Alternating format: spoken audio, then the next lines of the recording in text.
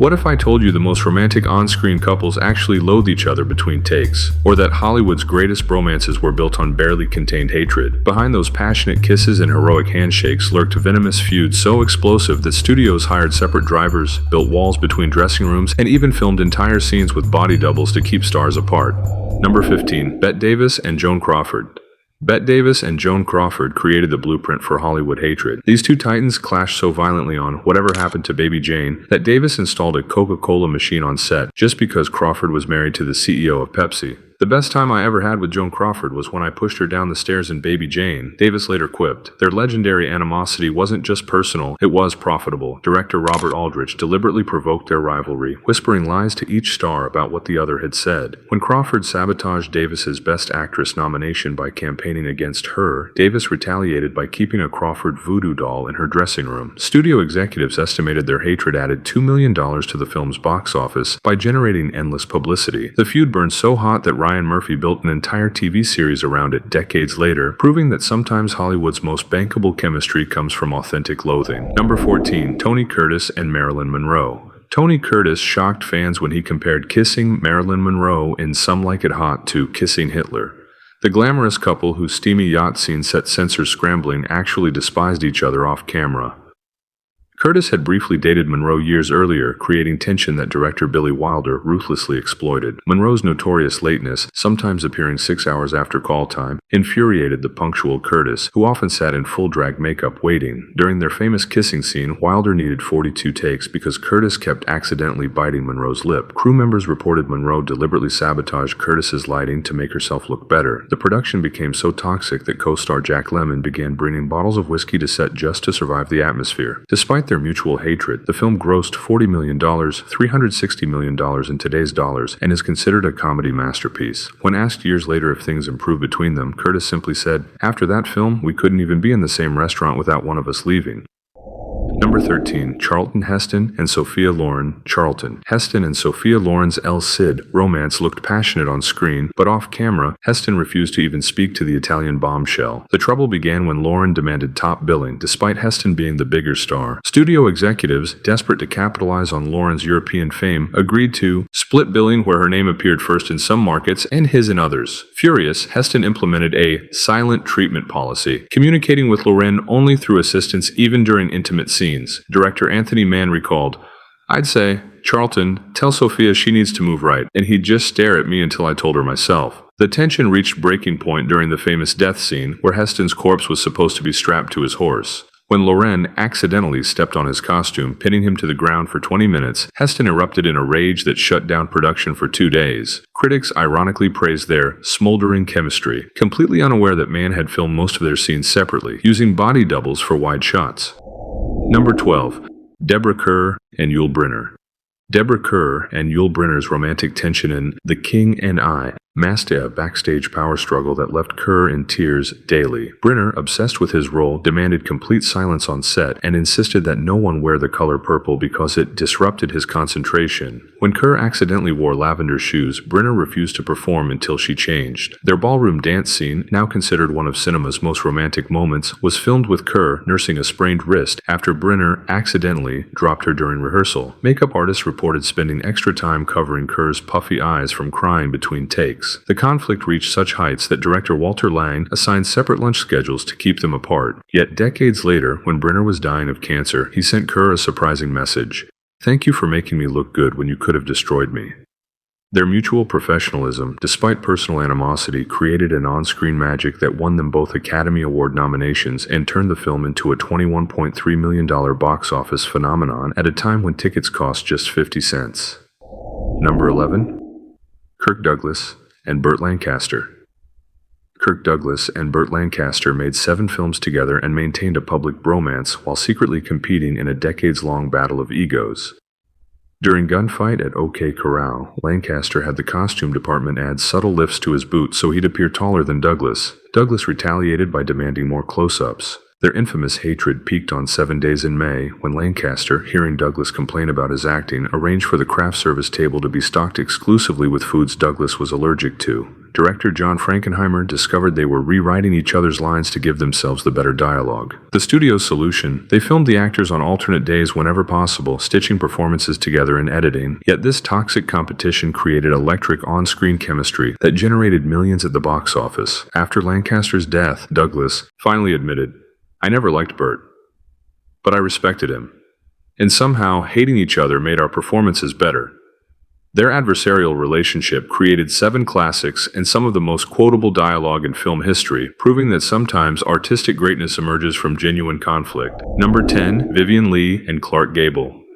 Vivien Leigh and Clark Gable created cinema's most legendary romance in Gone with the Wind while barely tolerating each other off camera. Gable dismissed the classically trained Leigh as "that damn British snob," while Leigh privately called him a mannequin with the acting range of a fence post. Their passionate kisses required director Victor Fleming to demand retakes because they kept turning their faces to minimize contact. The problem wasn't just personal, it was hygienic. Leigh complained constantly about Gable's dentures, which gave him terrible breath, while Gable was disgusted by Leigh's chain smoking. During their famous "Frankly, My Dear" scene, Fleming noticed Gable flinching whenever Leigh got close and discovered she was deliberately blowing smoke in his face between takes. The $3.9 million production became a battlefield with the stars communicating through intermediaries even when standing next to each other. Producer David O. Selznick worried their animosity would sink the film, only to discover audiences misinterpreted their genuine tension as romantic chemistry. The result? A film that grossed $390 million in today's dollars and stands as proof that authentic dislike sometimes registers as passion on screen. Number 9. Richard Burton and Elizabeth Taylor. Richard Burton and Elizabeth Taylor's volcanic marriage made headlines, but few know they actually despised each other when filming Who's Afraid of Virginia Woolf? Their real-life union was disintegrating during production, turning Edward Albee's fictional couple into an eerily authentic portrait of matrimonial warfare. Director Mike Nichols recalled, "I didn't need to direct them. I just had to make sure the cameras were rolling when they started genuinely fighting." Taylor would deliberately flirt with crew members to enrage Burton, while he retaliated by intentionally messing up takes when she nailed her performance. Their mutual sabotage grew so extreme that Warner Brothers assigned security to prevent physical altercations between scenes. The studio's insurance costs skyrocketed when Taylor accidentally shattered a bottle that cut Burton's face, requiring stitches and halting production for 3 days. Their genuine contempt created such believable performances that both received Academy Award nominations, with Taylor winning. Film historian Robert Osborne later wrote, "Their real hatred for each other during that period translated into the most authentic portrait of a toxic marriage ever captured on film. The production nearly destroyed their relationship, but created a cinematic masterpiece that grossed $40 million from audiences who couldn't distinguish between art and their deteriorating marriage." Number 8. Fred Astaire and Ginger Rogers.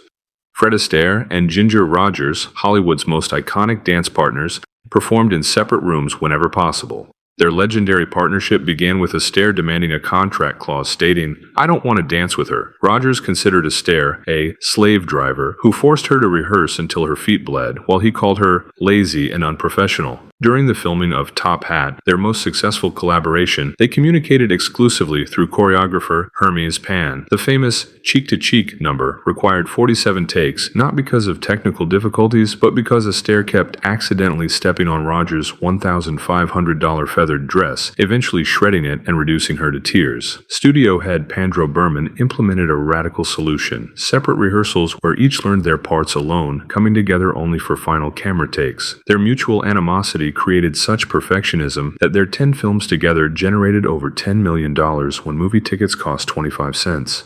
Years later, when asked about Rogers, Astaire reluctantly admitted, "She gave me class, but I gave her career." Rogers fired back, "I did everything Fred did, but backwards and in high heels." Their professional distaste created dance sequences still studied by choreographers nearly a century later. Number 7. John Wayne and Montgomery Clift. John Wayne and Montgomery Clift's clash on Red River represented more than personalities. It was a war between old and new Hollywood. Wayne, the traditional studio star, couldn't comprehend Clift's method acting techniques, dismissively calling him "that little fairy" offset. Clift, meanwhile, told director Howard Hawks that Wayne wouldn't know real acting if it bit him on the ass. Their ideological differences erupted during the cattle drive sequence when Wayne deliberately rode his horse too close to Clift, nearly trampling him. Clift retaliated during their confrontation scene by changing his performance for each take, throwing off Wayne's memorize lines, Hawks exploited their mutual contempt, filming their legendary showdown in one take because the hatred in their eyes couldn't be faked. Crew members were assigned to keep them separated between scenes to prevent physical altercations. Their genuine dislike translated into the father-son tension that made the film a critical sensation. Film critic Pauline Kael later wrote, "Their authentic hatred for each other's acting style accidentally created the perfect character dynamic." The $5.2 million box office success, $61 million today, proved that sometimes authentic animosity creates exactly the character relationship a film needs. Number 6. Faye Dunaway and Roman Polanski.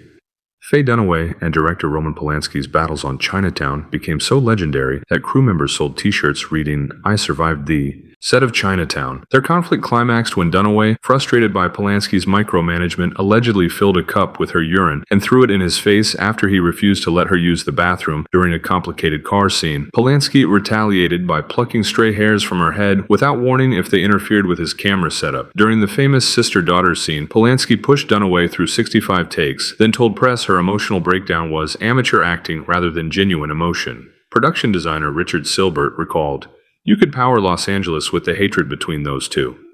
Paramount executives considered replacing either Dunaway or Polanski midway through filming until Jack Nicholson intervened, convincing them their conflict was creating the perfect atmosphere for the film's dark themes. Their mutual loathing helped create one of cinema's greatest neo-noir classics, grossing $29 million, $159 million today, and earning 11 Academy Award nominations. When asked years later about working with Polanski, Dunaway simply responded, "We don't speak of it," while Polanski called her a gigantic pain in the ass who happened to give a brilliant performance. Number 5. Marlon Brando and Frank Sinatra. Marlon Brando and Frank Sinatra's clashing performance styles on Guys and Dolls created a battlefield where neither star would enter the set if the other was already there. Sinatra, who wanted Brando's role, referred to him as Mumbles and loudly mocked his method acting techniques. Brando, knowing Sinatra hated multiple takes, deliberately flubbed lines during their scenes, forcing the singer to repeat performances. Director Joseph Mankiewicz discovered they were sabotaging each other's lighting setup between scenes. Their most famous confrontation occurred during the cheesecake scene. Sinatra, who detested cheesecake, had to eat slice after slice because Brando kept forgetting his lines, requiring dozens of retakes. By the final take, Sinatra was physically ill and nearly attacked Brando. Their performances were ultimately filmed almost entirely separately, with stand-ins used for over-the-shoulder shots. Mankiewicz later revealed, "The only direction I gave was action and please don't kill each other." Despite their hatred, or perhaps because of it, the film grossed $13 million, $143 million today, and gave Sinatra one of his signature songs, "In Luck Be a Lady." Years later, Brando twisted the knife by claiming in his autobiography that Sinatra had the emotional range of a gas station attendant. Number 4. Burt Reynolds and Kathleen Turner. Burt Reynolds and Kathleen Turner generated steamy chemistry in switching channels while refusing to breathe the same air off camera. Their conflict began when Reynolds, upset about losing his preferred co-star Farrah Fawcett, greeted Turner by saying, "I've never heard of you." Turner responded by accidentally kneeing him in the groin.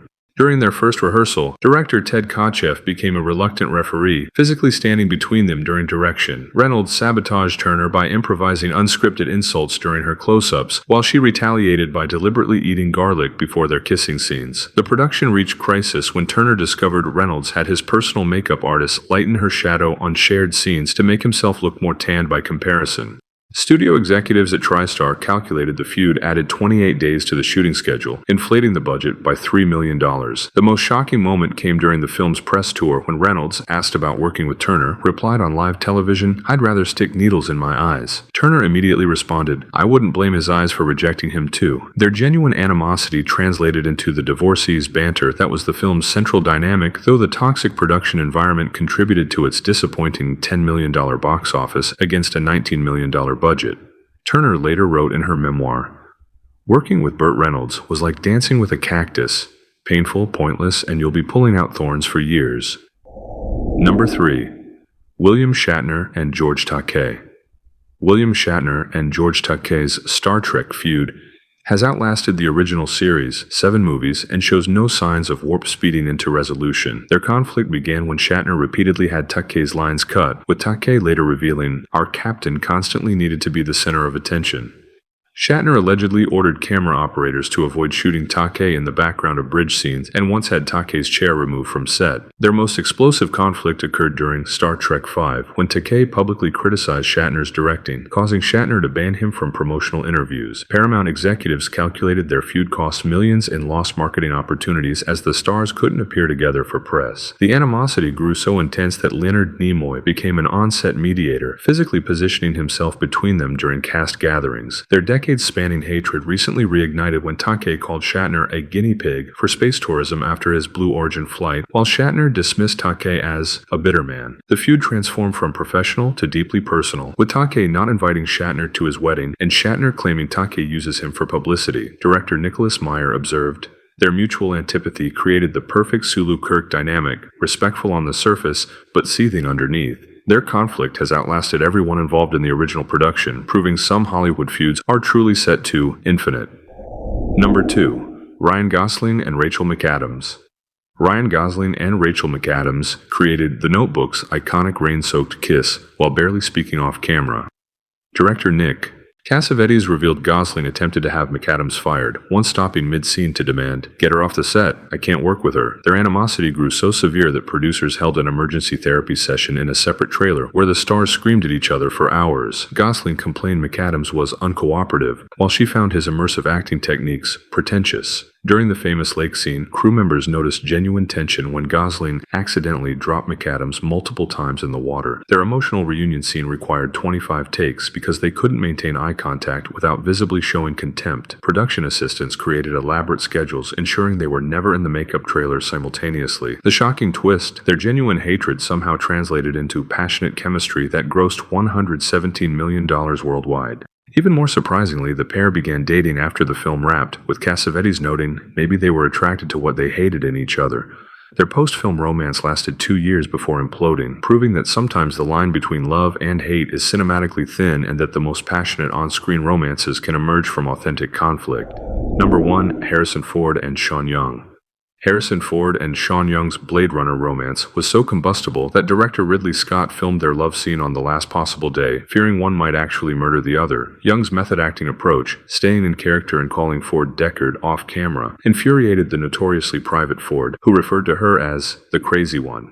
Crew members reported Ford would visibly stiffen when Young entered rooms. Their infamous love scene was described by cinematographer Jordan Cronenweth as closer to a rape than romance, with both actors refusing to speak directly to each other, instead communicating through Scott. Young allegedly tried sabotaging Ford's continuity by moving his props between takes, while Ford retaliated by performing the bare minimum required in their shared scenes. The atmosphere grew so toxic that Warner Brothers executives visited the set, concerned the film would never complete. Editor Terry Rawlings revealed he selected takes based on which ones contained the least visible contempt. Their genuine dislike inadvertently created the perfect neo-noir dynamic between a hard-boiled detective and mysterious femme fatale, helping Blade Runner eventually gross over $33.8 million. Years later, when Young was asked about working with Ford, she replied, "He's a cold, strange man who doesn't know how to treat other humans." Ford's response when told of her comment, "I'm sure she said worse." The silver screen's most electric chemistry often sparked from genuine hatred. These feuds remind us that sometimes the most convincing love, friendship, and drama emerges when actors genuinely can't stand each other. Which of these toxic pairings shocked you most? Did their mutual loathing enhance or diminish their performances? Drop your thoughts below and tell us which feuding co-stars we missed, and whether you think today's actors could maintain such professionalism while genuinely despising their scene partners. In an age of carefully managed Instagram friendships, perhaps we've lost something authentic that only true animosity can create on screen.